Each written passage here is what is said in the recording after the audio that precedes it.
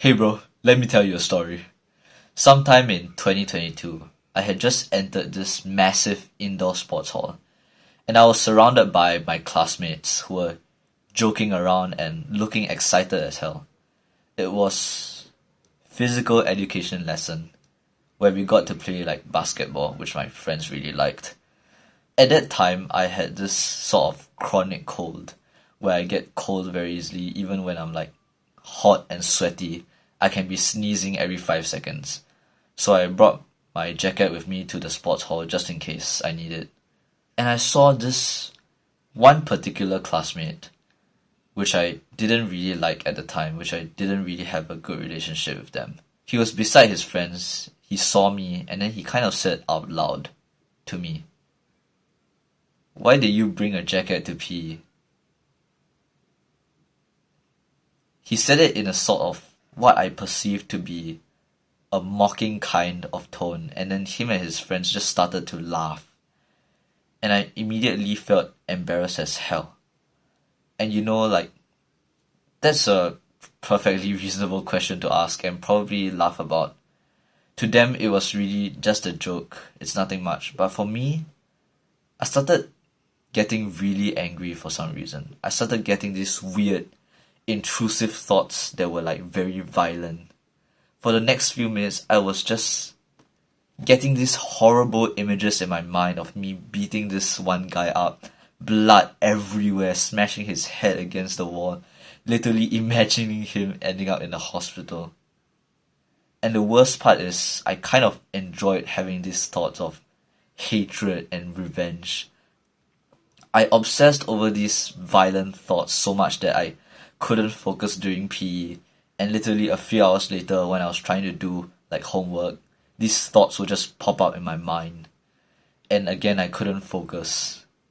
Even after literal days, every time I recall this event or see that same guy in class, the thoughts would just come back. And then after, and then, and then after that, I would start overthinking about the thoughts themselves. Thinking like, why am I having these thoughts? What the fuck is wrong with me? These weird images in my head have easily wasted hours of my life per week during that period. I'm telling you this story because I know that there are lots of people out there who are just like my younger self, who start overthinking, maybe not necessarily about violent things, but having obsessive thoughts over like a very small, kind of insignificant event. And this just fucks your mental health, fucks your focus, your productivity. At times these thoughts kind of get like mentally crippling, right? Like you literally cannot focus on anything else or do any sort of work because of these thoughts. You feel so mentally drained because so much of your brain energy is spent on these thoughts. It kind of becomes this all-consuming void in your brain that sucks up your energy, focus, productivity, health, everything. If you can relate to this, keep watching. I'll give you some strategies I used to deal with these thoughts. Strategy 1.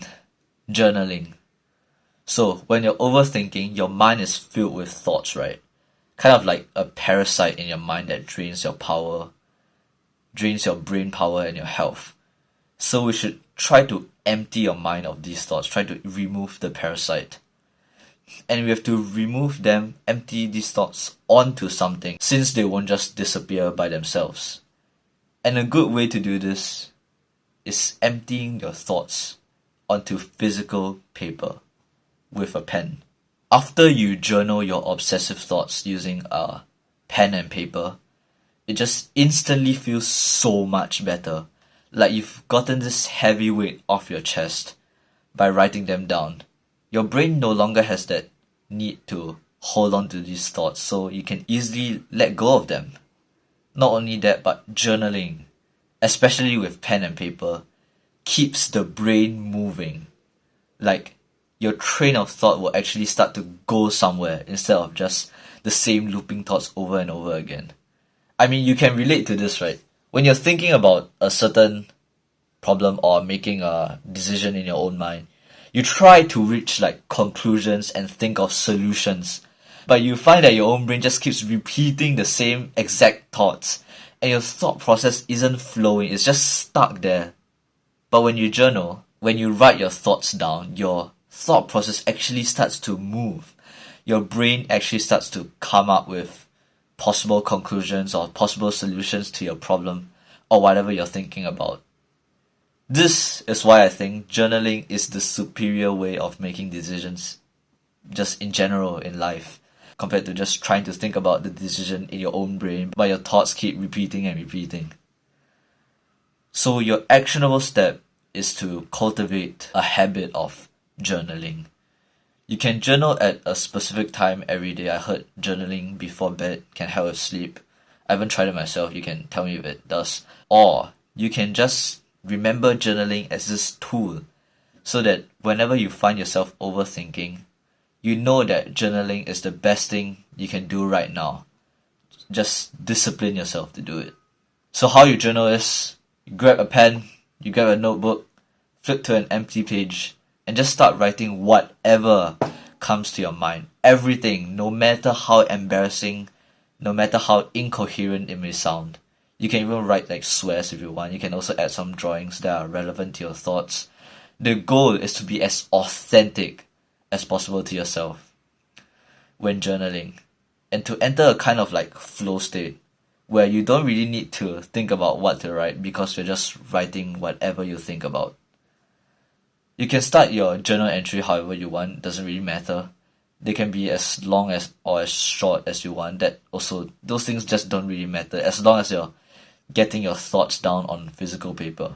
And I want to stress the importance of doing this on physical paper instead of digitally. I honestly don't really understand why myself, but writing things down on physical paper instead of on like an online document or something is like just so much more effective in keeping the sort of flow, the train of thought I talked about. It's like at least 3 times better than doing it digitally. But if you do find yourself in a situation where you can't really do it with pen and paper, then you can go ahead and type it on a phone or computer, fine. Otherwise, get a notebook, get a pen, start writing. Here's a weird extra tip. Try to come up with something grateful about whatever you are journaling about. For example, if you're writing about someone who teased you at school, just try your best to like write one positive thing that they did do once and say you're grateful for that. This is actually massive in reframing the situation and programming your brain to no longer have negative thoughts about a certain thing. Strategy 2. Try labeling. One thing I learned about psychology and neurobiology is that when someone is stressed, the aperture, basically the width of their thinking, of their mind, starts to become more and more narrow as a sort of like caveman survival instinct.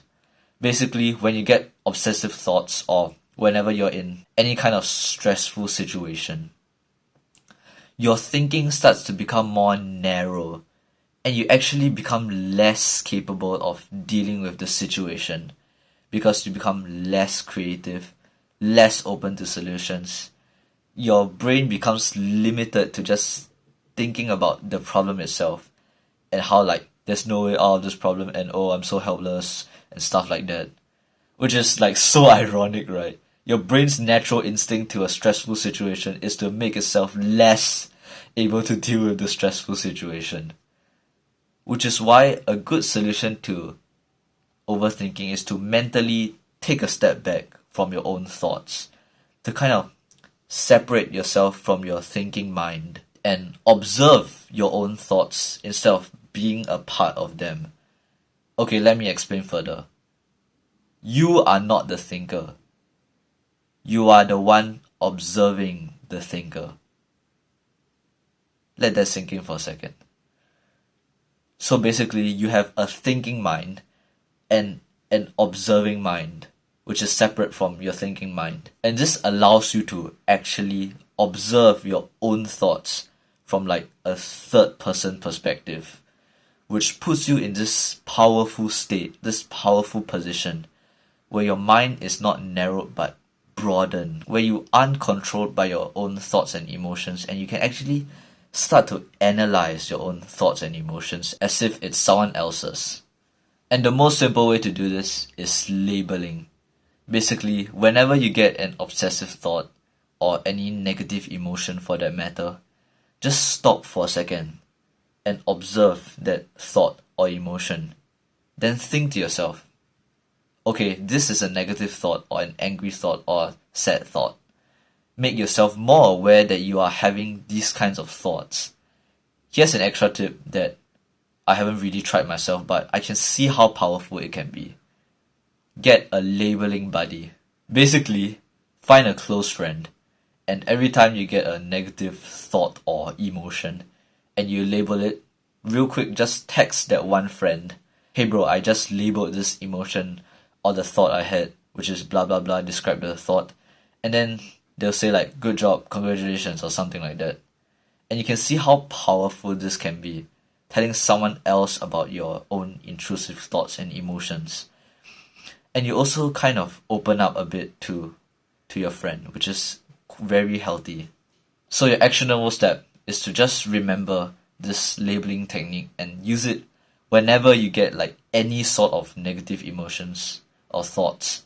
You can also get a label buddy if you want, like I just described, and tell them whenever you use the labeling technique. Strategy 3. Do what's needed. Yes, you have intrusive, obsessive thoughts, probably because like poor mental health or something like that, but there is a source of where these thoughts are coming from, right? Maybe you overthink about your grades, maybe you overthink about not being liked by people, maybe you overthink about that one guy in your class who kind of teases you and makes you feel like shit. But technically it's not bullying, so I can't tell the teachers and I'm absolutely helpless. No matter how many psychological tactics you use to reduce your overthinking or make your mind like a sanctuary, the root cause of this overthinking is still a real problem that needs to be solved, right? So why don't you take action to solve this root cause? Why not start looking for advice to improve your productivity or your grades? Why not start talking to more people? Or whatever solves the root cause of your overthinking. Why not finally tell that one guy in your class about how uncomfortable they are making you? Like seriously, in my life, I have been both the bully and the bullied. So like I understand both types of people quite well. And I can tell you, most of the times the bully, the abuser, doesn't even know like what they're doing is wrong or harmful, or at least they do not even know the extent of the harm that they're causing. And let's be honest, you probably have bullied or ruined someone's day before without knowing, right? Look back at your life experiences. A lot of the things you did to other people, they might seem innocent to you.